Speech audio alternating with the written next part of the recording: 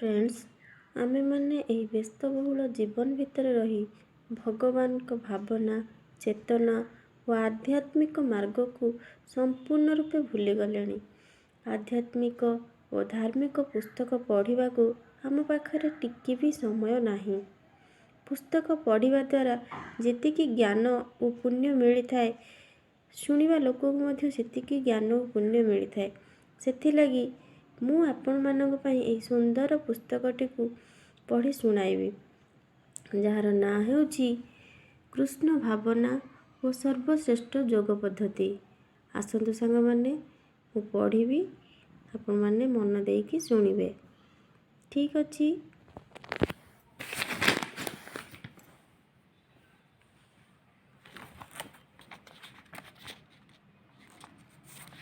ଏହି ପୁସ୍ତକଟିକୁ ଲେଖିଛନ୍ତି ଶ୍ରୀ ଶ୍ରୀମଦ୍ ଗୌରୀ ଗୋବିନ୍ଦ ସ୍ୱାମୀ ମହାରାଜ।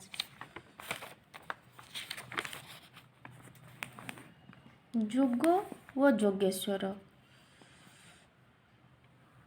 ଯୋଗ କହିଲେ କ'ଣ ବୁଝାଯାଏ? ଯୋଗ କହିଲେ ଆତ୍ମା ଏବଂ ପରମାତ୍ମା କିମ୍ବା ମହାପୁରୁଷ ଭଗବାନ ଏବଂ କ୍ଷୁଦ୍ର ଜୀବନ ମଧ୍ୟରେ ଥିବା ସମ୍ପର୍କକୁ ବୁଝାଏ। ଶ୍ରୀକୃଷ୍ଣ ହେଉଛନ୍ତି ସେହି ପରମ ପୁରୁଷ ଭଗବାନ। କୃଷ୍ଣ ଯୋଗର ପରମ ଧ୍ୟେୟବସ୍ତୁ ହୋଇଥିବାରୁ ତାଙ୍କୁ ଯୋଗେଶ୍ୱର କୁହାଯାଏ। ଭଗବତ୍ ଗୀତାର ଉପସଂହାରରେ କୁହାଯାଇଛି, ଯେଉଁଠାରେ ଯୋଗେଶ୍ୱର କୃଷ୍ଣ ଏବଂ ଧନୁର୍ଦ୍ଧର ପାର୍ଥ ଅଛନ୍ତି, ସେହିଠାରେ ବିଜୟ ସୁନିଶ୍ଚିତ। ମହାରାଜ ଧୃତରାଷ୍ଟ୍ରଙ୍କର ସଚିବ ସଞ୍ଜୟ ଭଗବତ୍ ଗୀତାର ବିଷୟବସ୍ତୁକୁ ବର୍ଣ୍ଣନା କରିଛନ୍ତି। ଏହା ବେତାର ଯନ୍ତ୍ରରେ ଧରା ହେଉଥିବା ବାୟୁ ତରଙ୍ଗ ତୁଲ୍ୟ। ସଭା ମଣ୍ଡପରେ ନାଟକ ପରିବେଷଣ କରାଯାଉଛି, କିନ୍ତୁ ତାହା ତୁମେ ଘରେ ବସି ଶୁଣିପାରିବ। ଆଜିକାଲି ଆମର ଯେପରି ଯାନ୍ତ୍ରିକ ବ୍ୟବସ୍ଥା ଅଛି, ସେ ସମୟରେ ଅବଶ୍ୟ କେତେକ ବ୍ୟବସ୍ଥା ଥିଲା, କିନ୍ତୁ ଯନ୍ତ୍ର ନଥିଲା। ଯାହା ହେଉ, କୁରୁକ୍ଷେତ୍ର ଯୁଦ୍ଧଭୂମିରେ କ'ଣ ହେଉଥିଲା, ଧୃତରାଷ୍ଟ୍ରଙ୍କର ସଚିବ ଘରେ ବସି ଦେଖିପାରୁଥିଲେ। ସେ ରାଜପ୍ରସାଦରେ ରହି ଅନ୍ଧ ମହାରାଜ ଧୃତରାଷ୍ଟ୍ରଙ୍କୁ ଯୁଦ୍ଧକ୍ଷେତ୍ରର ସବୁ ବିବରଣୀ ଶୁଣାଉଥିଲେ। ବର୍ତ୍ତମାନ ସଞ୍ଜୟ ସିଦ୍ଧାନ୍ତ ଦେଲେ ଯେ କୃଷ୍ଣ ହେଉଛନ୍ତି ପରମ ପୁରୁଷ ଭଗବାନ। ଯୋଗ ସାଧନା କଥା ବର୍ଣ୍ଣନା କଲାବେଳେ କୁହାଯାଇଛି ଯେ କୃଷ୍ଣଙ୍କର ନାମ ହେଉଛି ଯୋଗେଶ୍ୱର। ଯୋଗେଶ୍ୱରଙ୍କଠାରୁ ଅଧିକ ଯୋଗୀ ଆଉ କେହି ହୋଇପାରିବେ ନାହିଁ ଏବଂ କୃଷ୍ଣ ହେଉଛନ୍ତି ଯୋଗର ଈଶ୍ୱର।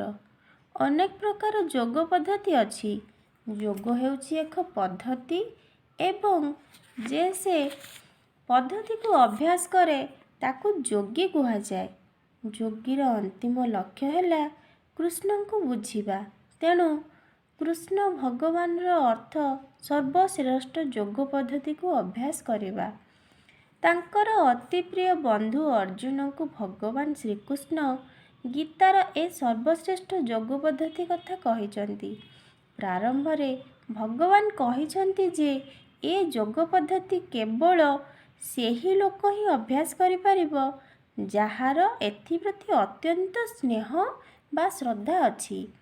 କୃଷ୍ଣ ପ୍ରେମ ନଥିବା ସାଧାରଣ ଲୋକ ଏ କୃଷ୍ଣ ଭାବନା ଯୋଗ ପଦ୍ଧତିକୁ ଅଭ୍ୟାସ କରିପାରିବ ନାହିଁ, କାରଣ ଏହା ଏକ ଭିନ୍ନ ପଦ୍ଧତି ଏବଂ ସର୍ବଶ୍ରେଷ୍ଠ ଯୋଗ ପଦ୍ଧତି ଭକ୍ତି ଯୋଗ ଅଟେ। 5 ପ୍ରକାର ପ୍ରତ୍ୟକ୍ଷ ସମ୍ବନ୍ଧ ଅଛି ଏବଂ 7 ପ୍ରକାର ପରୋକ୍ଷ ସମ୍ବନ୍ଧ ଅଛି। ପରୋକ୍ଷ ସମ୍ବନ୍ଧ ଭକ୍ତି ନୁହେଁ, ପ୍ରତ୍ୟକ୍ଷ ସମ୍ବନ୍ଧକୁ ଭକ୍ତି କୁହାଯାଏ। ଯଦି ତୁମେ କୃଷ୍ଣଙ୍କ ସହିତ ପ୍ରତ୍ୟକ୍ଷ ଭାବରେ ସମ୍ବନ୍ଧିତ, ତାହେଲେ ତାହାକୁ ହିଁ ଭକ୍ତି କୁହାଯାଏ ଏବଂ ଯଦି ତୁମେ କୃଷ୍ଣଙ୍କ ସହ ପରୋକ୍ଷ ଭାବରେ ସମ୍ବନ୍ଧିତ, ତାହେଲେ ତାହା ଭକ୍ତି ନୁହେଁ, କିନ୍ତୁ ତାହା ଏକ ପ୍ରକାର ସମ୍ପର୍କ ଅଟେ।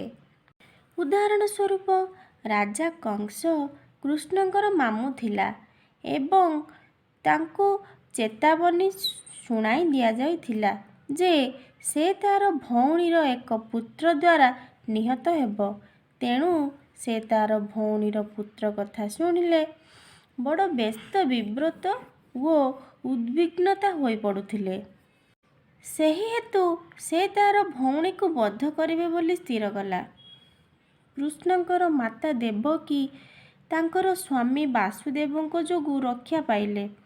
ବାସୁଦେବ ତା'ର ଶାଳକ କଂସ ସହ ଅପେକ୍ଷା କଥାବାର୍ତ୍ତା କରି ନିମ୍ନମତେ ଠିକ୍ କଲା ଏବଂ କହିଲା, ତୁମେ ତୁମର ଭଉଣୀର ପୁତ୍ରକୁ ଭୟ କରୁଛ। ତୁମ ଭଉଣୀ ତ ତୁମକୁ ବଧ କରିବ ନାହିଁ। ତେଣୁ ସେ ଅନୁରୋଧ କଲା, ଭଉଣୀକୁ ହତ୍ୟା କର ନାହିଁ, ତାକୁ ରକ୍ଷା କର।